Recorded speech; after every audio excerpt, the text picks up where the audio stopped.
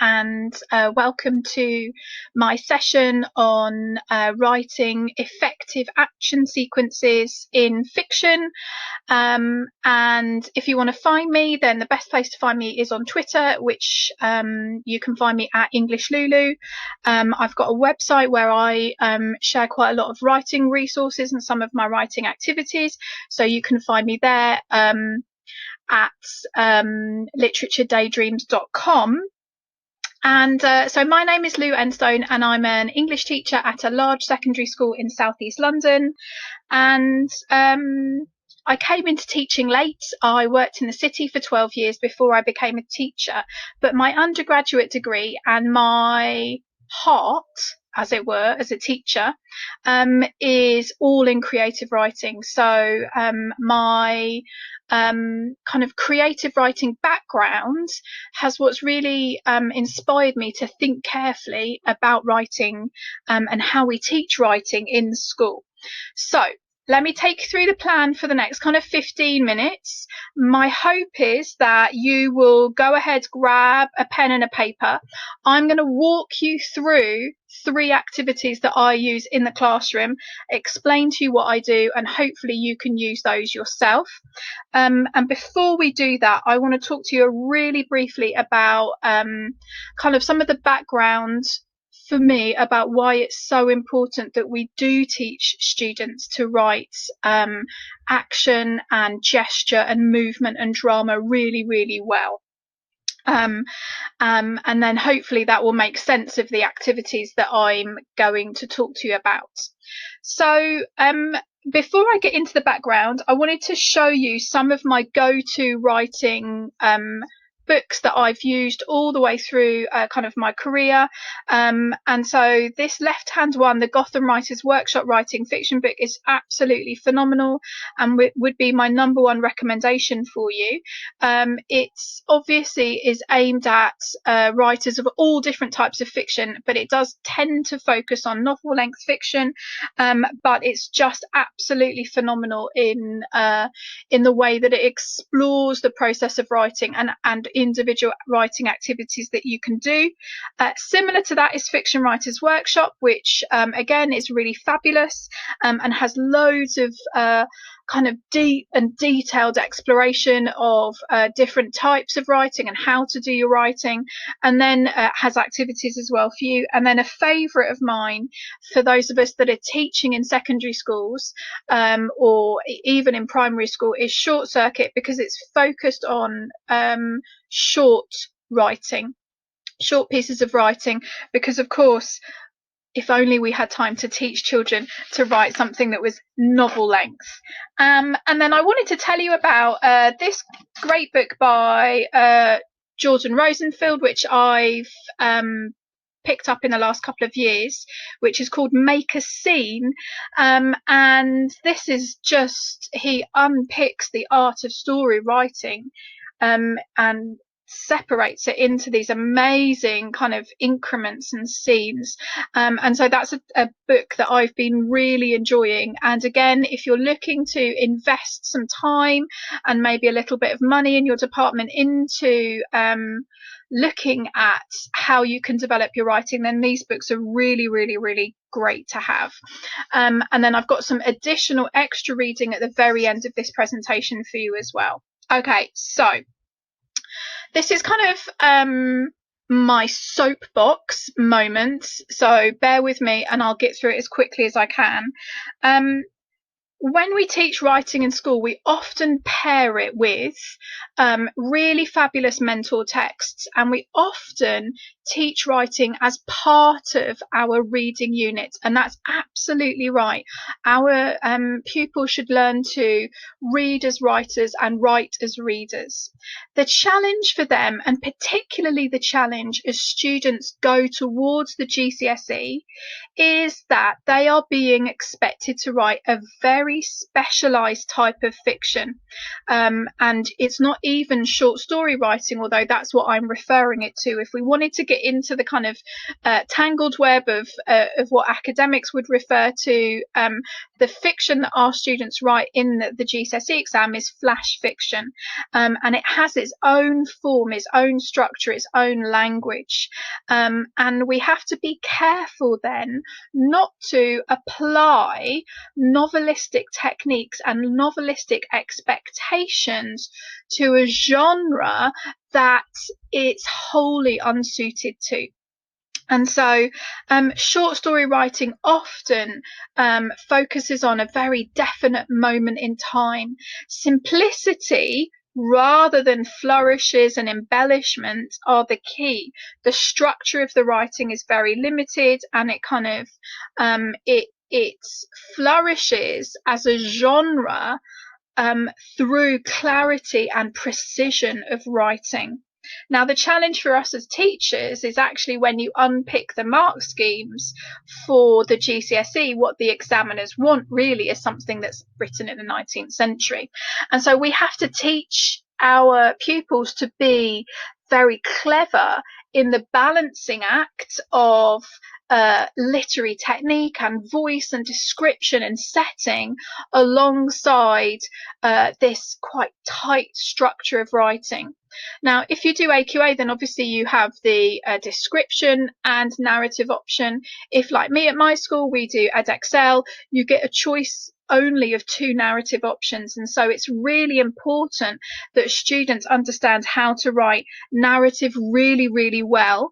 And they have to be able to understand how to write narrative within the understanding of what can be achieved in something that's, 2 sides of A4 or less.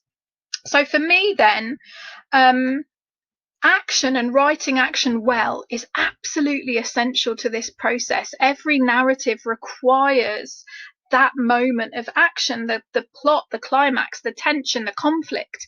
And if we're not teaching our students to write that part of it well, but we are teaching them to write their techniques really well, or their description really well, or their character really well, then we're fundamentally doing them a disservice. And it doesn't have to be about violence and fighting and, death, although I do think we should explore those, and this is what I'm going to talk about today. But we have to kind of teach them how to describe deeds, how to describe movement, how to describe gesture. And so it's a really challenging technical element of writing, and like I said, we're doing our students a disservice when we don't teach it. I think we also need to be careful about putting limits on our students, and we need to kind of be careful about telling them that there are things that they can't talk about, that they can't write about, and we need to be aware of what our own comfort levels are with teaching writing, and making sure that we have pushed ourselves in order to give our students the very best opportunity. And they will surprise you, and as you explore this and you explore it, and like everything that we do, we have to start where we are, or start where they are, and then we have to take steps in a direction, and those steps need to be manageable. But all of the students that I've taught these sorts of things with, I see them now making mature, sophisticated decisions about writing, and so it is possible to get there. The key is to break it down. So let's have a little go at doing that. We're going to crack straight into my first activity. So most writing in my classroom begins with word work, and that's because really good writing, we assume that readers make really good writers, and in a lot of that assumption is because we assume as children are reading that they are unconsciously picking up the tropes of writing, unconsciously picking up ideas about characterization, and they're unconsciously picking up amazing vocabulary. It's not certain that that does happen when children are reading. However, it can do. That word work, that amazing kind of tapping into deep wells of vocabulary and word knowledge, can happen when you do it explicitly in your classroom. So I'm going to walk you through this activity. I'll show you what the whole thing likes and I'll explain it as I go. We start off with a variety of action pictures. So you've got an action picture here of some people playing basketball and a surfer making a jump on the waves. And I start with nouns. And if you've heard me talk about writing before, you've heard me talk about, nouns are the structure, they're the building blocks of writing. And so we need to make sure that our students are really, really noun aware. I've got lessons where I teach students 30 nouns that are to do with the architecture of buildings. I've got lessons where I'm teaching my students the words that create the world around them so that they can use them in their writing. So if I was to take this picture, for example, of the surfer, and I might ask students to list the nouns in that picture, it would be very easy for them to go, there's a surfer, miss, and there's a surfboard, and there's some sea, and they wouldn't be wrong. However, they need to have a wider vocabulary of nouns to give me more detail, and so I take them on a word learning journey, and we come up with wave, crest, swells, breakers, ebb and flow, riptide. From this, for the surfer, we break it down, neck, shoulders, head, fingers, we go for the muscles, and so this sense then of building noun knowledge just by itself creates more detailed, more precise and accurate writing. Once we've done the word work around nouns, we do the word work around verbs, because action hangs on actions. And so we don't want our surfer to be jumping, or at least we don't want that to be the only thing that he's doing, but we look at he paddling, switch, shift, change, glide, break, all of these things. And this is where Google is a real friend of ours, and so we can get really technical with this vocabulary. And so you can see here that I've given you 2 links. The first one is a glossary of surfing terms, and you can just get that up on your board and show your kids it and talk to them about this language. The next one is 33 terms that every kid needs to know about basketball. Again, get these things up on your board and teach your students the vocabulary that they need to write well. Doesn't matter what they're what they're writing. It could be description, it could be setting, but we need to teach this vocabulary first. And then of course comes the adjectives. And again, if you've heard me talk about writing before, you'll have heard me talking about this, the need for precision and clarity in writing adjectives. So we're looking at size, shape, texture, color, age. We're avoiding any of those kind of emotive adjectives that are gloomy, menacing, shadowy, mysterious, eerie. And we're focusing on, when we're looking at creating something for our writer, on that precision. What is the exact color? What are the exact shapes? And so we have this sense that there is, and it's a great example in this very short mental text here by Robert Parker. I hit Shelley 4 times, and he could have left it at that. 3 lefts and a right in the face. He stumbled back, blood gushing from his nose. And it's that precision of language that we're looking for. So once we've got our words collected, I tend to just ask my students to go for writing. And so what it will often look like is I've got a series of action orientated photos that I give them, and then I ask them to collect nouns for precision, adjectives for detail, and verbs for movement. And we write. And if you wanted to, you could have a go at this now. Pause this video and write and see if you can bring to life the movements of the body, bring to life the movement, the shapes, the colours, the noises, the breathing, the changes, as you go through using some of this vocabulary. And that's kind of step 1, always with my pupils, focusing on why it's essential for them to have the vocabulary to write before they put pen to paper. Activity 2 is kind of paired, and often I'll cycle through these activities and we'll do them again and again and again using different stimulus to help us with the process of writing before we worry too much about the outcome of writing. So firstly, this mental text is one of my favourite mental texts to use with students by Dion Meyer, Dead Before Dying, and it's a brilliant description of someone being hit by a bullet.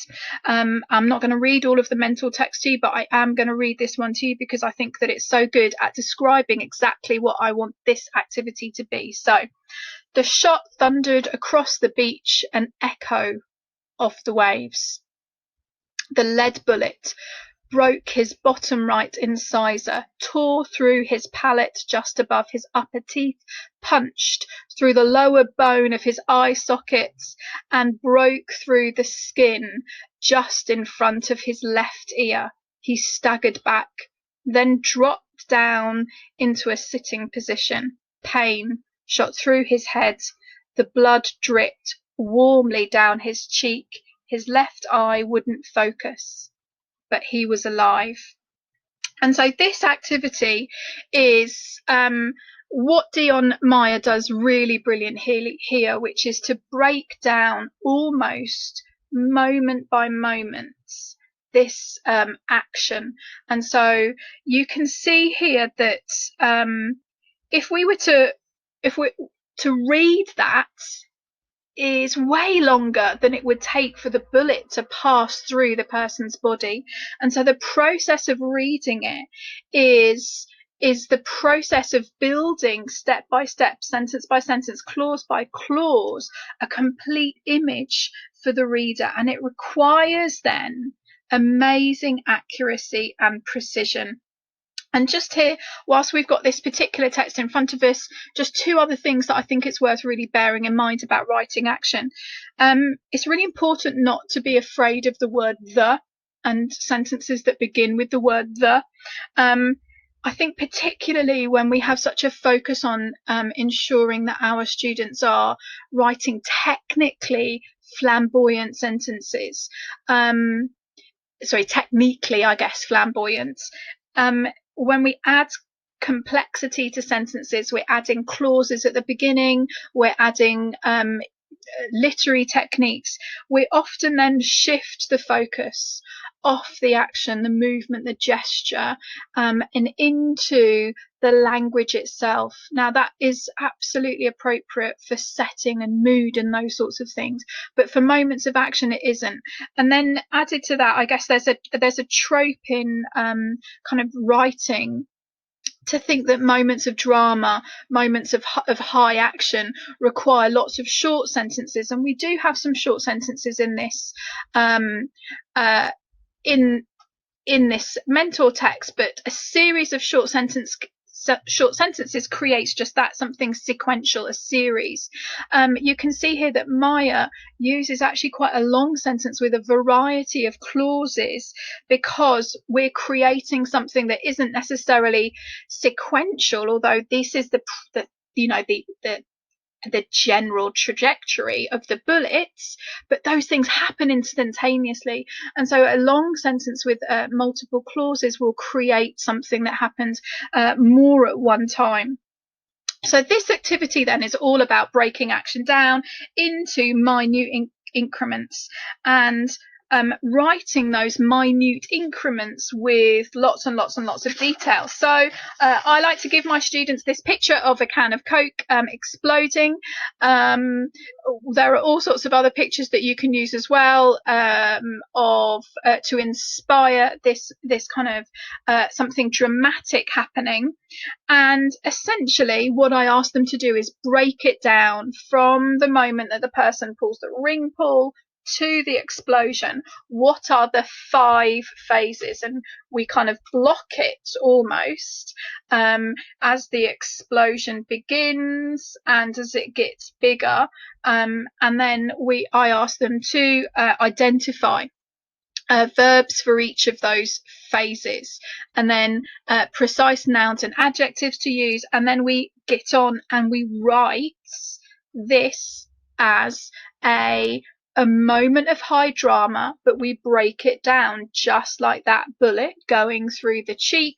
We break it down into this kind of minute by minute, phrase by phrase. Now, students do struggle with this, and it's very difficult because you definitely want to avoid saying the words create a picture or an image in your reader's mind.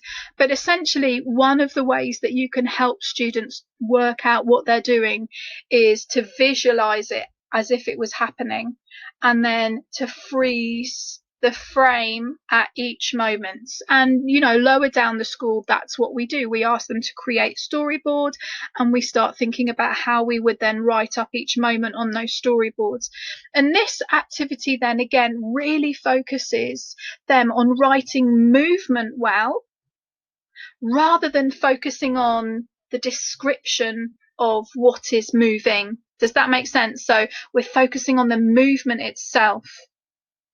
Okay, the final activity then is again something that I will often challenge my students to do if we're coming back and looking at editing or rewriting a piece of action writing that we've done already. But I do sometimes use it with this this picture, which is of a kind of tunnel, as a new activity as well. And so this is all about, once you are in a place where you can kind of gather the verbs and the nouns and everything that you need, and then you want to add more. And so we talk about adding urgency to the action, we talk about interruptions, and we talk about the importance of having moments of high drama interrupted by a kind of inconsequential action, moments of high drama being interrupted by dialogue, and that then building tension and pace and adding to atmosphere. And so a good example, we often quite like to talk about Thorpe Park, and we quite like to talk about the idea of coming to the stop right on the kind of precipice on a ride, and then interrupting that moment with, a child going, I need the toilet, those sorts of things. And we're just interrupting moments of high drama. So, and a really good mentor text for this in particular is Fight Club. And this, for anyone that knows, obviously it's a novel. It's quite a short novel, but it's really good for GCSE students because we have these very interesting first person present tense descriptions. And of course the interruptions with Fight Club, and this little example here is from chapter 1, are of the countdown on the timer of the bomb that's going to blow up the building. And another reason why I like Fight Club as an example is it's got a secular narrative, hasn't it? And so it's a lovely idea of starting a text with a moment of high drama. And that's my big challenge to my students, is that if you can't start your story and have that moment of action, whatever it is, the fight, the punch, the crash, the scream, if you can't have that at the very beginning and then circle through to how we got to that moment, then that moment in itself isn't worth writing. And so we shift them to the beginning. So I like to start a story with a fight and then end with it all being sorted out. So again, we would plan it out, and you can see here there's this kind of repetitive action of nouns, verbs, adjectives, and then I think about how do you create a sense of urgency. Is there something ticking? Is there something screaming? Is there water rushing in? Whatever it is, how can you have interruptions that are action based? Someone searching for their phone, or there's something, the lights go off. How can you have an interruption that's someone saying something? And then again, the challenge is to write. So you can see that if your students do want to write these moments of violence, it is possible to allow them to do that. Now, obviously, it's not ideal because in a lot of ways, no one writes a good axe murder really well unless they are super proficient at creative writing, and it is their job. And so what we tend to do to kind of navigate through the, yeah, you can write about someone being killed in a cabin in the woods, is to allow that. They do it first. And then we work on these activities that are quite tightly controlled. So we have something that's sport related, we have the explosion, we have something mysterious like an underground tunnel, and then we go back and we write a fight. And we can act a fight out in the classroom, which is always really good fun. And you can get them to freeze and you can get it written. And if you've got people up the front, or, you can have a go. You can get that written quite effectively, rather than it being a child writing up this kind of imaginary Hollywood example of an action scene, where actually what it tends to become is just a series of bullet points that have been squashed together and the bullet points taken away, and that's what they think is narrative. But remember, those moments only work when they come with everything else. They come with the careful story structure, they come with the description of setting, they come with the characterization and the narrative arc that that uses the conflict to create a resolution. And that's why it's a lot to ask of our pupils this GCSE, but it is really worth teaching it. So there are just two other mentor texts that I wanted to show you that I thought were really good examples. But in a lot of ways, we have this kind of theme of violence again, so it's totally up to you. So this is a really nice text, actually about an alien, but you wouldn't know it from this particular description. So stranger in a stranger land, and we have some nice building of dramatic tension. Come on, let's finish him. And then we have the action. The mob surged forward, led by one bold with a club. They were on him with rocks and fists. He went down. And then we have the specific details. His golden smashed in his golden body, broke his bones, tore an ear loose, which everyone always really enjoys. And then we have the dialogue, back away, so we can get the gasoline can on him. And so we have some quite nice things there that work effectively in terms of kind of the way that the actual, if you're going to write a moment of violence, limit yourself to 4 sentences, because 4 sentences probably takes 30 seconds to read. If that, think about the bullet going through the person's face. That takes less than a second to happen. And so if you're spending ages on your description of something that only takes a minute to take place, then you've kind of got the wrong balance. All right. I love a lead child description, and so this one is just really nice of a kind of fight with Jack Reacher's character as he kind of moves around. So this is a kind of a physical fight, which is really worth looking at. And again, this kind of use of long sentences and the idea of repeated phrases within the text to show the repeated actions of the fight. And then finally, I promised you some further reading. So I've just got some great examples here of writers talking about the writing of action. And then I always just want to point out, if you're interested in really helping your students write action well, then sports commentary is one of the best ways that you can learn to write action well. And if you're in a household where there's sport on the TV or sport on the radio, or you listen to it, on your drive to and from school, the commentators are fabulous in the way that they create action for their listeners.